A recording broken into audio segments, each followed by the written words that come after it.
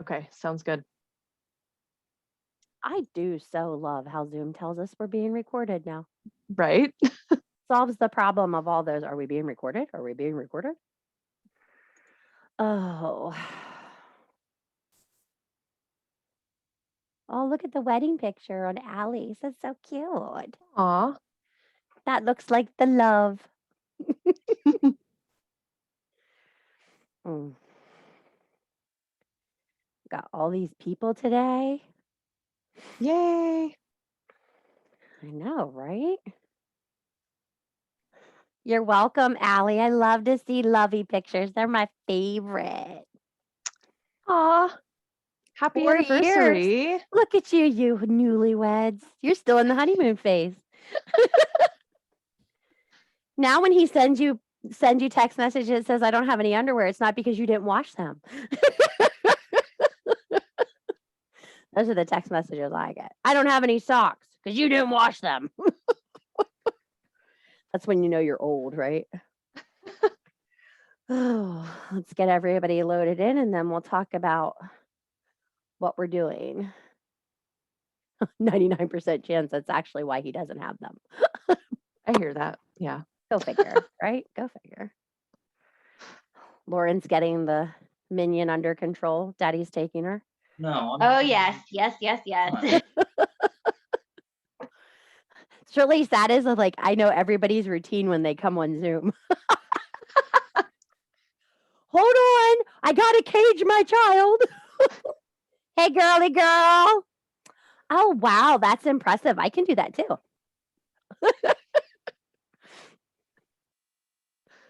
Oh, I can't wait till we see little Ella with Ashley. I'm excited for that. Yes. I do like the babies. As I tell my grandson, they're more tender. He goes, Gigi, stop. That's why I bake him so many cookies. He'll be good to eat when I finally get around to it. Okay, so I'm going to continue to let people in, Melissa. I'm going to give them an overview of what we're doing today, and then I am going to let you take it away. Okay. So this is Melissa's first Zoom with me. Go gentle on her. She's a Zoom virgin with Sissy to the public, so let's go easy on her. She is doing the journey of the Fool. So we are exploring the major arcana today.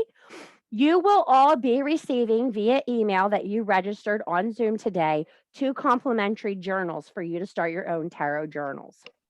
Those will come out after the lecture. I encourage you all today to get a piece of paper, a pen, and take notes as she goes. I am looking for the right design to present with Melissa and I jointly for you guys for a tarot journal. If you are a member of the Alchemy Hearth, there is an item in the Alchemy Hearth file section called a ritual journal. So it's like a ritual journal. That is a fantastic tarot journal. You may want to check that out. It's very big, very thick, very expensive. Bought it for myself and decided to share it with you all. So today, Melissa is going to have the helm. I am going to be muted and off to the side. If you have questions, cares, or concerns, just go ahead and put them in the chat and we will cover them. But you're not going to hear my fat mouth till 5 o'clock today. So, Melissa's the boss. You guys ready? Okay. Okay, awesome. So for anybody who doesn't know who I am, my name is Melissa. I actually do the Empress of Wands, and I'm super excited to take y'all through the Fool's Journey. And like Sissy said, if you have any questions, go ahead and leave them in the chat. I probably won't be watching the chat the whole time because I get easily distracted, but I will come back and answer any questions that y'all have. So let's go ahead and get started. If you have a tarot deck and you want to have it with you while we go through this, that may be kind of fun to see the different art on there. Oh, yay, I see some people holding up their decks. Yay, okay, awesome. I'm going to be showing a couple of different pictures as well, so that will be super helpful too. So let's go ahead and get started. So to start with, we have the Fool. Okay, so here are my Fool cards. And if you have the Fool right in front of you and feel like holding it up for everybody to see, go ahead and do that. Okay, so the Fool is all about new beginnings. It's almost like we are being born into this world. And that's exactly what is happening here. Essentially, don't kick me for saying this, but essentially we are all the Fool, okay? We are on this journey through life together. So we are all starting that beginning, or we have already started that beginning. We are stepping off into the unknown. We are diving right in head first, and we are taking this journey, okay? So something to note is the Fool is actually the 0 card. So it kind of sets us outside of the major arcana in a way, because the Magician starts with 1. So, and what's interesting to me is there's this idea of being eternally the Fool. Like we are always traveling, we are always going through these different phases of life. We are always going to be changing and growing, right? And part of that on this deck is represented by the infinity symbol there. So it's always going, always growing. So, okay, so let's go ahead and move to the Magician. So starting with the Magician, we enter this first stage, okay? This first stage is representing our social self, how we start off in this world. So we start with the Magician. So the Magician in a way represents that pure dynamic masculine energy. It's very active, very conscious awareness, also focuses on manifestation. So this is like the sheer will of the Fool, okay? At the same time that we encounter the Magician, we start to encounter the Priestess as well, okay? The High Priestess. So the High Priestess is kind of the opposite energy of the Magician. We are going to see that pure intuitive feminine energy coming through there, this unrealized potential, this idea of the unconscious, and this whole thing of intuition. So really it's the instinct of the Fool, where the Magician was like that willpower and putting things into action. The High Priestess is more that following our instincts and following our intuition. Okay, so these Do you mind two. slowing down just a little bit so I can write? Sure, I'm so sorry. No, it's no problem. I just don't write that fast. Okay, sure. I can definitely slow down. So these two can also be thought of as the shine and the shadow, or the positive and the negative aspects of us, right? Whenever we're first coming in to life, we kind of encounter this positive and negative space, right? We have both a shine and a shadow. So being able to see these two as like the representation of the same aspect within us is really important. Speed-wise, is that a little bit better? Okay, awesome. Thank you. Again, newbie. So, okay, so let's go ahead and move into the physical representation of the Magician and the High Priestess. So, of course, as the Fool, as we are being born, we are going to encounter our mother and our father. So we first encounter our mother, which is the Empress. So this is huge nurturing energy. Oh, I'm loving seeing these cards too. Thank you for showing me these cards. They're so beautiful. So yeah, we're seeing this divine feminine energy, but represented in a human aspect. So we're being able to see this all right before us in this motherly figure. Very nurturing, abundant energy, especially in this one, it kind of looks like she, or in some other decks, it kind of looks like she's pregnant, you know, very nurturing, very motherly. So along with the Empress and encountering the mother, we are going to encounter the father as well. So that's where the Emperor comes in. And the Emperor is that divine masculine energy representing a father. And that's where we get a lot of this structure and authority. So where the Empress was more of kind of like go with the flow, more nurturing, the Emperor is going to be more rules-based, more authoritarian, things like that. Any questions so far?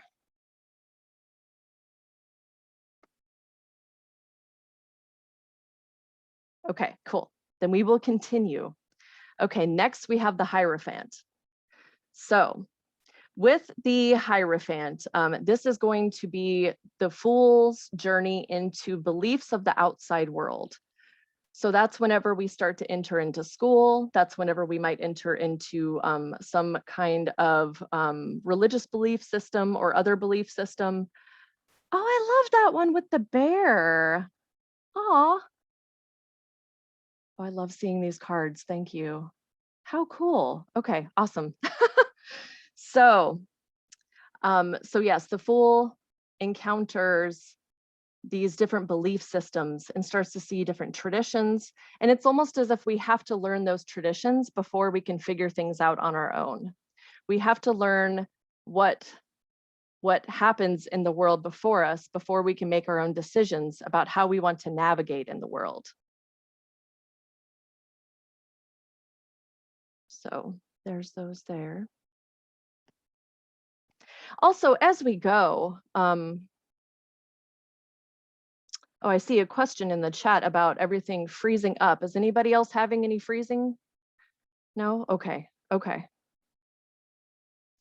As we go and we start looking at these images on these cards, take a look at how you feel whenever you see these cards. Are you feeling kind of anxious about it? Are you feeling kind of uncomfortable with the imagery on the cards?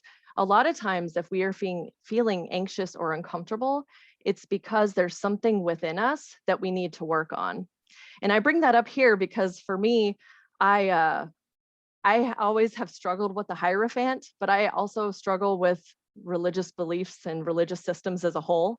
So that makes total sense to me. So anytime you see an image on a card or see the meanings of the card and they don't really jive with you, take a look at what that might trigger within yourself and see how you might be able to grow from that. Let me catch up on the chat real quick. Okay, it's still freezing up. Okay. Yeah, I would definitely suggest a reboot. If it was an issue with everyone, then I would say it was me, but. Oh, nice, you're the Hierophant? Very nice.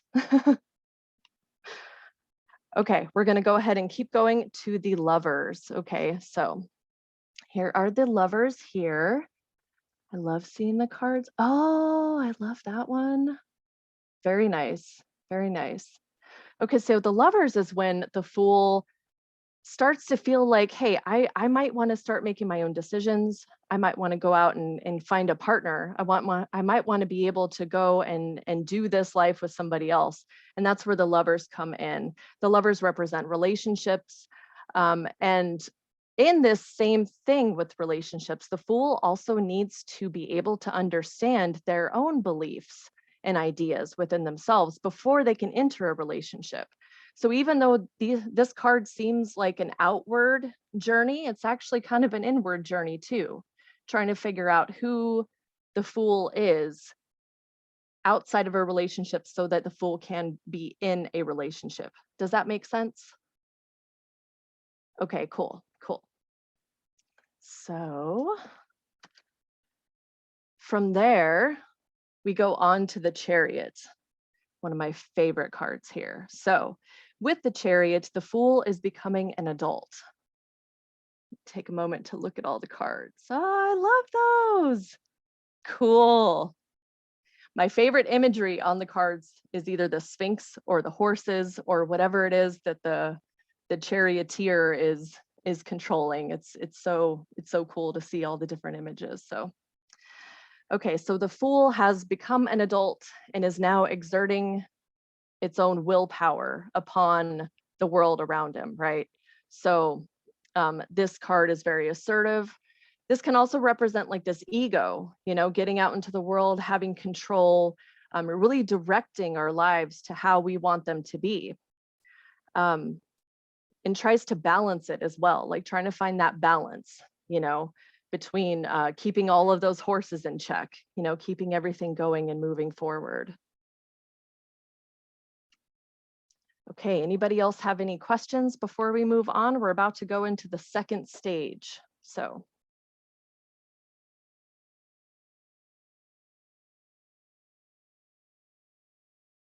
Okay, Okay, let's go ahead and move on. So the second stage is going to represent our moral selves. So this is whenever we start to see how our actions influence other people.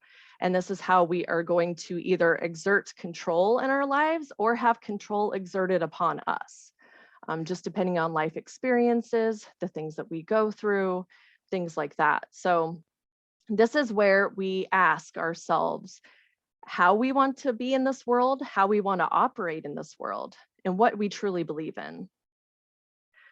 So with that, we start with strength in this second stage. Oh, I love that card. Oh, these are awesome. Yes, cool. Love seeing these. Okay, cool.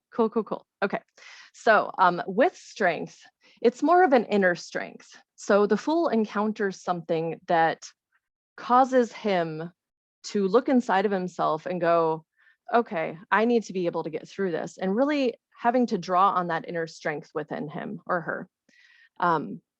So this requires him to learn how to have that strength through life's challenges. So finding patience, finding tolerance, finding inner strength is really important during this time. And I love the representation of the lion on most of the cards. I really enjoy that too. For some reason, I think of strength with a lion, you know? Okay, so on to the Hermit. Go ahead and hold those up. So the Hermit is all about that search for answers, you know, and this actually comes from that time that is spent during those life challenges. Whenever life challenges us, there's always something to learn from it. So a lot of times after a life challenge like that, we have this desire to go within, isolate, hide away, journal more often than before. Yes, it is the card for Virgo. Yep, exactly. Oh, I just saw the chat. Allie, I am the same way. Everybody's deck, I'm like, I want that one and that one and that one. It's bad. It's yeah, it's an addiction for sure. But yes, we are, Sissy. Yes, we are. And we're going to talk about that later too, by the way. So So yes, the Hermit is that search for answers. You know, the Fool dives into themselves and starts looking within themselves, trying to find the answers, looking for that true meaning within themselves as well. There's a lot of inner reflection, looking inward, not really focusing on the outside world at this moment. And that's something that is really important, I think, on the Fool's journey. I mean, all of these stages are important, but being able to have that inner reflection and really take an honest look at ourselves is super important. Yes, okay. I'm so glad you brought this up, Violet. Okay, so we were gonna go over this later, but let's go ahead and jump in there now. So some decks do have Justice as number 8, okay? And that is something that is really interesting. So if you have Justice as number 8 in your deck, that is the original way of doing the tarot. Rider-Waite actually moved it from, because Justice used to be 8, so they moved it from 8 to 11 to better fit the zodiac signs. So that's why there could be some discrepancies in the zodiac like that. So if you do have Justice as 8 instead, then the Fool would need to encounter this need for balance, would need to encounter this need for I can't think of the word, what the cycles of life mean for him in that space instead of finding the strength. Then the strength would come after that and in the place of Justice instead. So thank you for bringing that up, because that still kind of blows my mind, the way that we just move stuff around. But it does make sense whenever we look at the zodiac signs. The Hermit, the Hermit. Libra definitely makes more sense for Justice. So, okay, so since we kind of went off on a little tangent there, does anybody have any questions before we move on to the wheel?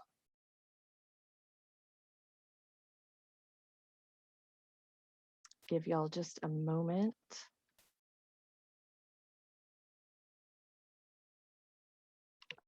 Oh, nice. I love that card. Yes. Okay. Oh, I love it. I love the representation of the wheel and the different artwork around it. So after going into that deep dive within themselves as the fool starts to see how the circle works. The wheel is like the wheel of fate. Things ebb, things flow. Sometimes we're on top of the wheel, other times we're on the bottom. And that's kind of just life, you know, things go up, things come down, and they go up again.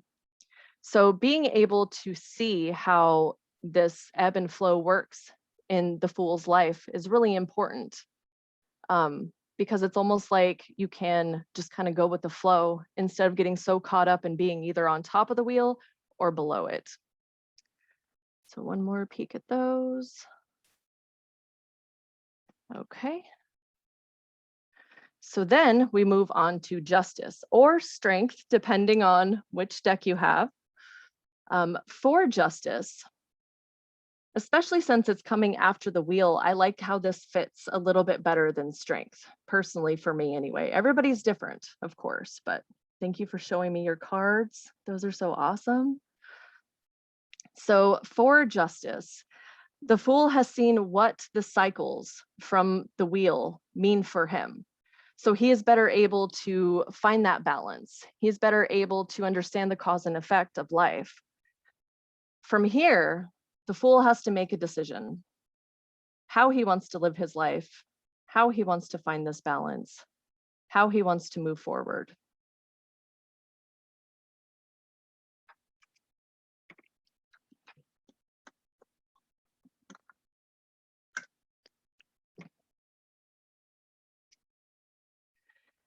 Okay, so from here we move on to the Hanged Man.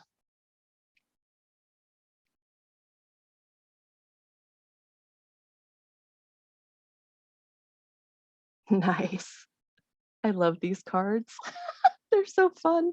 The imagery just like draws up so much emotion for me with some of these decks. It's awesome. So with the Hanged Man, the fool keeps going until he hits like this life phase, right? Where things seem to be a little bit too difficult.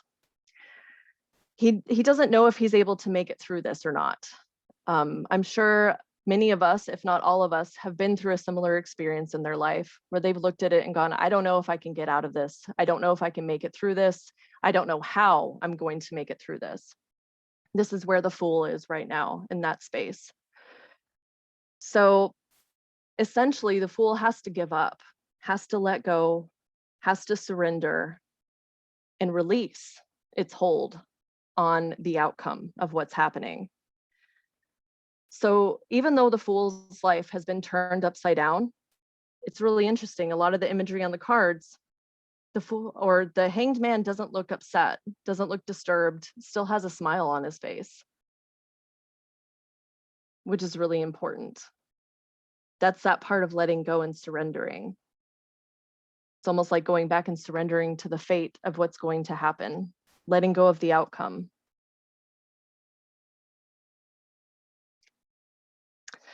Okay, now on to my favorite card, which is probably not a lot of people's favorite card, but it's mine, Death.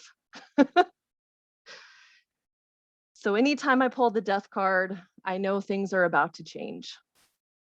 And usually for the better, even though in the moment it might feel like it's not going to be better, a lot of times it is, because sometimes I don't know what's good for me. So the fool, in entering this death phase, sees that he has to change, doesn't have a choice. Something has got to change in order for him to continue moving through his journey. He has to become reborn. And in order to do that, he has to die. So he does.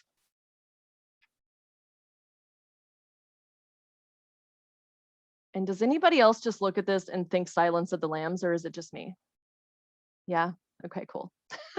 Every time I pull it, I'm like, okay.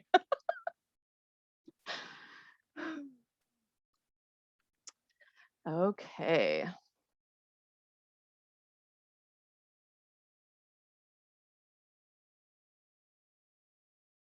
So now we are going to move on to temperance, which happens after the death phase. This is when the Fool starts to feel some kind of balance, some kind of peace. It's after that change has happened. It's after the Fool's let go of the outcome, and he's just able to sit in what has happened and be there. It's almost like the Fool is able to become more centered, more wise in the journey. There is a need for control and balance, much like the Chariot card. You know, with the Chariot card, we're looking at that need to control and direct. But with Temperance, if it's more of a like balance, but allowing whatever happens to happen. There's more of a peace there with Temperance.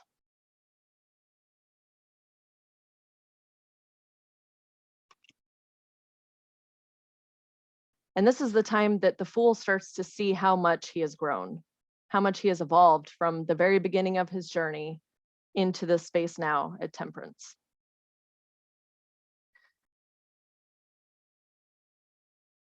So before we go on to the third stage, does anybody have any questions? While I get a drink of water.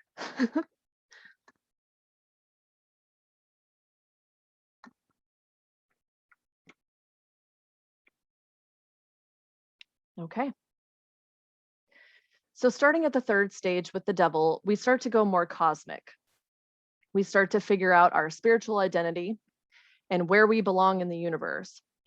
So one of the things that we start to see is what our greater purpose is and how we can open ourselves up to the universe. So we start with the Devil.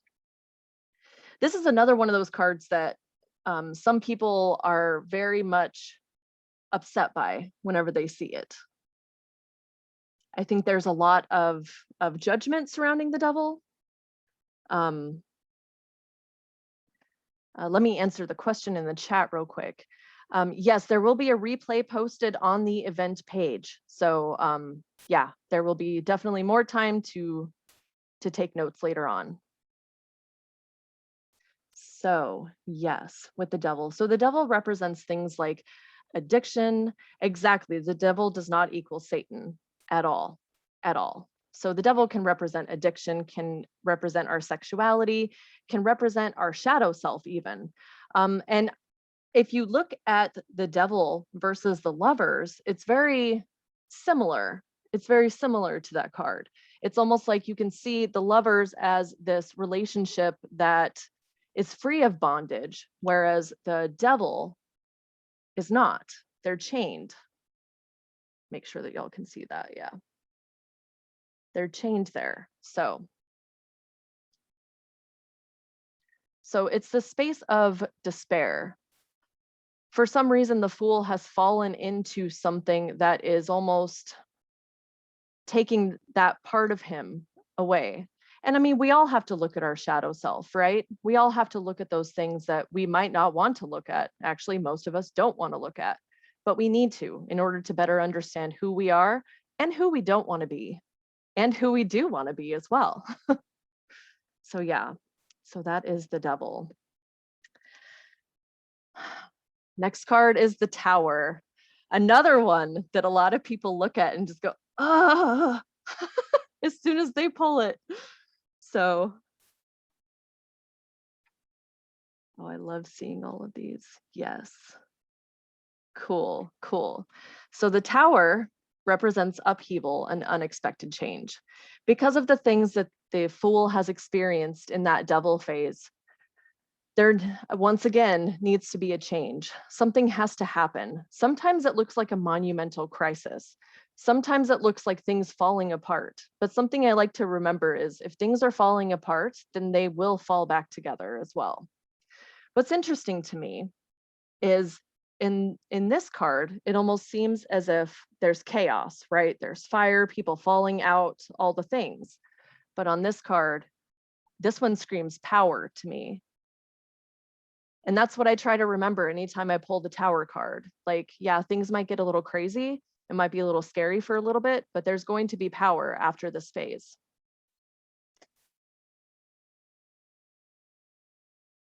Yes, exactly. Impending change. Yep. Yep. Taurus's worst enemy. Yes, I totally understand that. Yes. Oh, almost dropped him. Okay. So next we move on to the star. So after all of that turmoil, after all of the change, the upheaval, even the fear, there's a lot of fear around the Tower. We enter this phase of the star. So the star is the tranquility after the fall. A lot of cards will show the star with a nude person on it. So that represents that the person's soul is bared, open, has no reason to hide anymore. So to me, that just reinforces the need for the Tower. Sometimes things like that have to happen so that we can bear ourselves whole, so that we can see ourselves for who we are and become the star. There's also this idea of hope, inspiration, and having an open heart with the star.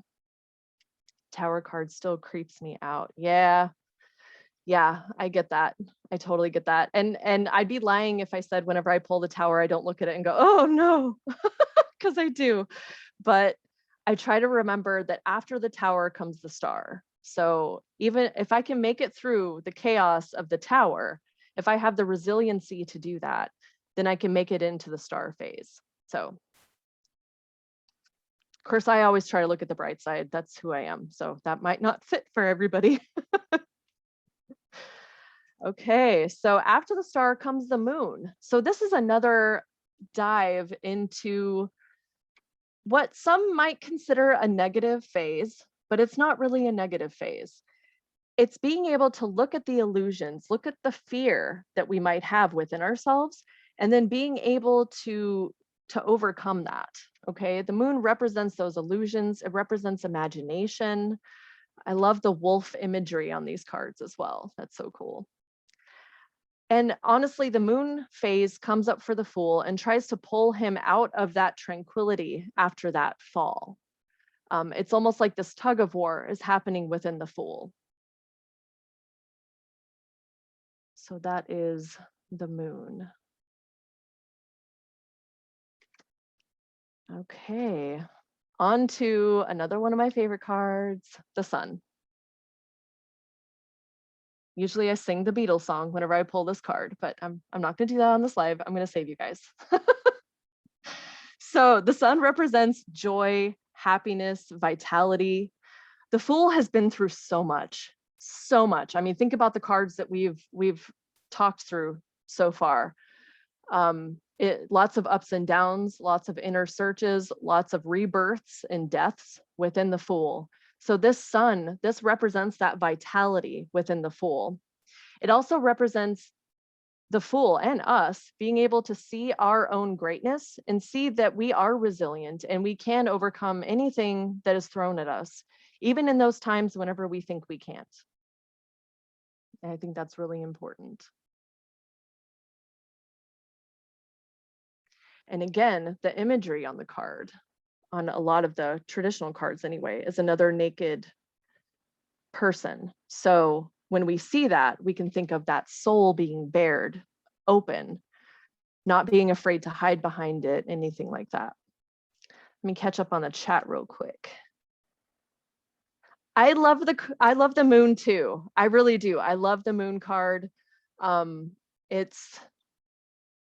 don't mind pulling it at all either. Like even whenever I see it, I'm like, what do you mean illusions and fears? That's fine. At least I know what they are, you know? At least I can see them for what they are and overcome them if needed. So, okay, we are almost done with this. Next is Judgment. This is another card that at first I didn't really like because I don't really enjoy judgment. But it's not what we initially think it is. So with Judgment, the Fool has been reborn. The ego has been shed. The true self is shining out brightly. So now the Fool has to decide what he's going to do next. He can either rise above any doubts that he has about his life, about himself, or he can reach for his goals. He can reach up and achieve his goals. So what I like is this card here. They call it Awakening in this deck instead. And I really like that because to me, it connects more to what this card is all about. It is about awakening within ourselves. It is about figuring out, okay, what do I want to do now? Where do I want to move forward? How do I want to move forward?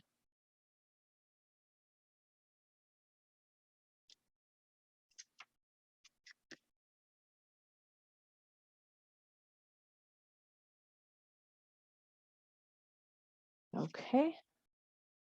And the last card is the World.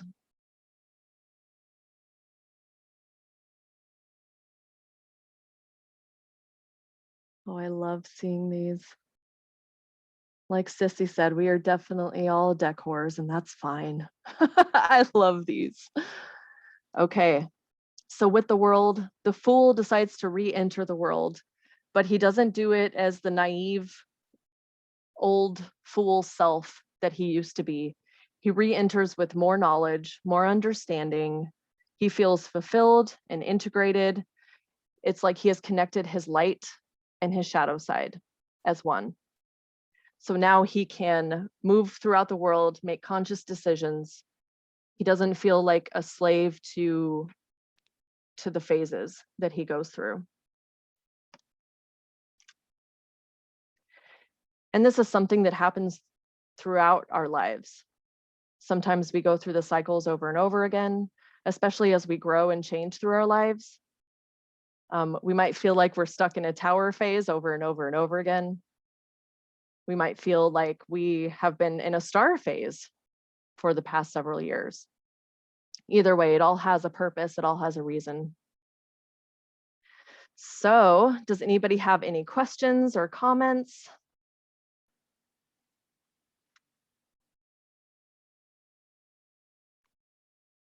I know that was a lot. Have no fear, the replay will be near. Yes. Thanks for going easy on me, everybody. Guys, I just want to tell you that the first time I sat with Melissa in a mentor session, she was so bright. I very rarely have mentor sessions with people that it's hard to look at the computer. And I knew there was something so intense about her that was just really effervescent and positive. So I couldn't be any prouder than to introduce you to her as a tarot person because I adore her. It's very hard to get in with me on a personal level, and Melissa has one of those slots. Love her to death. Love her energy. I love how she does things. She has an awesome, inspiring story if you're ever fortunate enough to hear it. Really, she's one of those really awesome people that you just really need to get to know. She's one of your sisters in the Alchemy Hearth. So I encourage you to reach out and get to know her on a more personal level.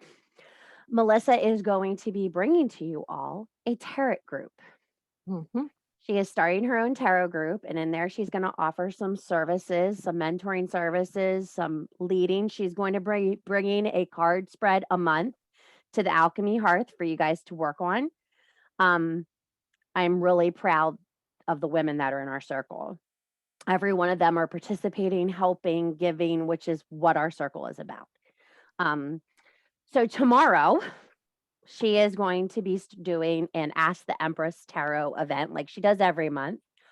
But this time, I'm going to be giving you some oracle cards that match along with her tarot. Because I know some of you are tarot witches, and I know some of you are oracle witches. I am an oracle witch. She is a tarot witch. I think sometimes the tarot spread is intimidating for me because I can't look at anything without a journal prompt coming to mind. So my brain works on a one-way ticket. So the tarot is really nice. And like I tell you guys all the time, if I don't know something, I don't fake it. Everybody knows I'm not a tarot witch. So I found you a tarot witch. Melissa is epic. She's honest. She's forthcoming. And if you guys need anything, I would be proud to recommend her. So we're going to get that event up, and Melissa is going to be sharing her new tarot group underneath in this event after the replay is posted. I'm also going to be giving the tarot journal that I have. Now, I have two, okay? So the first one is an 8-page printable.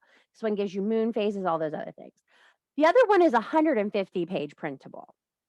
But after looking through the 150 pages, I think you only need 3, because they took this 150 pages to ad nauseum and just continued adding the same page over and over and over. So I'm going to audit those and put the smaller portions so you guys can get them. And then if you do need them as a PDF for you to print out, just email me and we'll get them out to you that way. But it's easier for me to put the screenshots up. What's the difference between an oracle witch and a tarot witch? So, oracle witches, yeah, we don't read the book. We don't learn the story. We listen to the card. So we go inside our gut and we feel the emotion that comes with the card and we read it like it is. Most women who read oracle, most men who read oracle, don't ever look at the guidebook that comes with a deck. I could throw my guidebooks in the garbage. They're totally relevant on what my intuition is teaching me. Your tarot ladies know the whole story of the Fool and the suits and everything that goes with them. Their practice is very integral on them knowing the information. And that's the difference between the oracle and tarot. A lot of people say oracle witches are full of shit. Tarot card readers have more of an in-depth situation. Oracle readers are bringing you their intuition and their gut. And sometimes you can jump from one to the other, because I started out doing oracle and now I'm really focusing on tarot. So just dive in. I've just never had the urge to do the tarot. I mean, I do have tarot decks. Many of my sisters have bought me tarot decks and I'm just like, oh, these are great. And I will use them from time to time, but I'm like, oh, this is so exhausting. So my hat is off to you with you guys learning this, because this is like really overwhelming for me. I'm a Virgo, and if I can't master it all in like 30 days or less, I'm not interested. If I can't get an idea of what I'm doing in 30 minutes or less, it's like, this is not working. So all of you are saying the Hermit card is the Virgo. Yes, we will put ourselves in a box and not leave till we learn it. That's how we are. So an oracle deck and a tarot deck. The tarot deck is a journey. The oracle deck is an intuition deck, basically, is the difference between the decks. But you guys all have beautiful decks. I was very impressed with all the decks. Is there anything else you want to fill them in on, Melissa? I wanted to kind of go over like what to do. I know we're talking about next, aren't we? Yes. I totally forgot. I know, I almost did too. Okay, I digress. Let Melissa have the floor back. So along with this whole like learning the journey, all the things, like if you don't already have a deck, which I saw a lot of you do, choosing a deck is really important. So being able to go shopping either in person or online and being able to look at the different cards and seeing the imagery and seeing what you feel with the imagery. If you can go in person, it is better, because then you can hold them in your hands and you can feel the call, you can feel the warmth. Some people feel vibrations, some people hear a song. Some people don't feel anything and just feel like, oh, I think I need these. And that's fine too. But being able to trust your feelings with a deck whenever you go and you find one, you'll feel a pull towards the deck that's right for you. There is this whole thing that the first deck needs to be a gift. I personally don't align with that. If you do, then go with that. Always trust yourself. It doesn't have to be a gift. You can definitely buy your own. So, at least in my opinion. So. Using your cards. So doing daily polls, like Sissy said, get a tarot journal, create a tarot journal if you don't already have one, or that ritual one. I have that and I use that every day. And start doing daily polls, start becoming more comfortable with the cards, writing down their meanings. If you have people that you can pull cards for, go ahead and practice with them, practice with yourself. Make sure that you cleanse your cards somehow. There's many different methods to that. I prefer selenite. I like to leave my cards in selenite and just kind of let that do it. I also use incense. I also have a couple of different sprays that I use as well for that.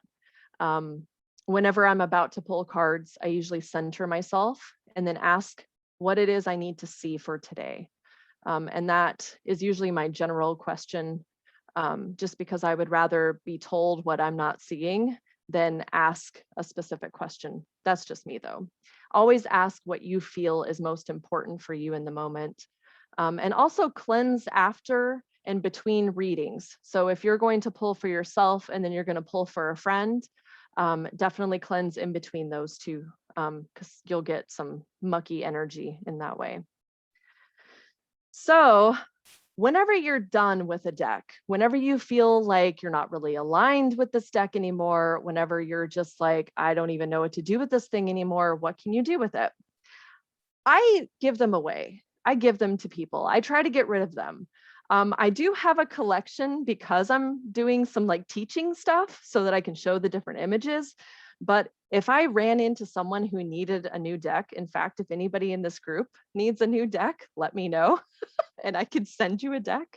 But being able to give them away, and I feel like that's really important, because if it's not serving us, then we can give it away to somebody who it may serve. So yeah, I think that's it.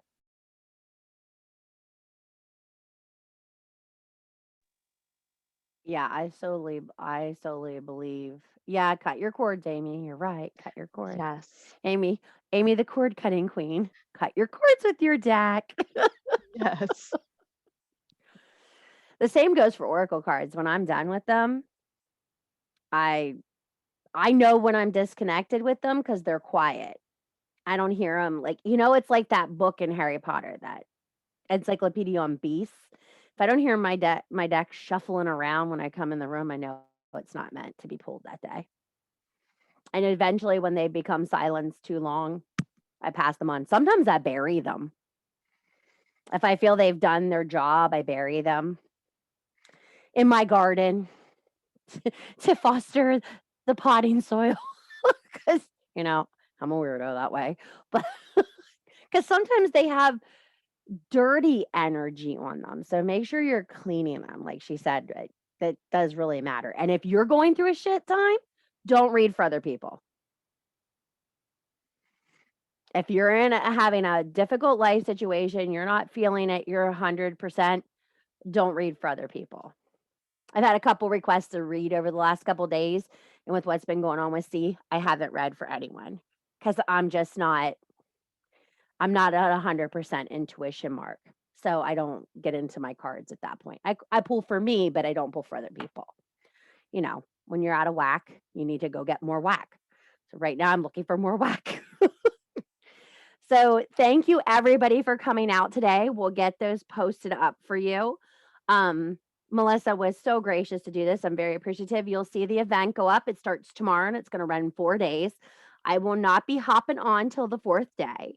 And I will show the oracle decks I'm going to use, and Melissa will show the deck she's going to use, so you guys know. I will be using my Sacred Hag deck when I come on. It was a gift from one of my friends, and I love this deck. Baba Yaga, all the evil old crone figures. It's so me. But thank you all for coming today, and I will get the replay up as soon as Zoom gets it done. Thanks for coming, guys. Thank you. Bye, y'all. Thank you. Melissa, that was the best explanation I've ever heard. I've been trying to learn this stuff for quite a while. So thank you. That was awesome. Thank you. You're welcome. Thank you. You killed it, girl. You killed it. So proud of you. What a great job. Thank you. You deserve a cookie. Go have a cookie. I will actually. Yes. I'll see the rest of you at 5 o'clock for Sea Witch goodness. Have a good one, guys.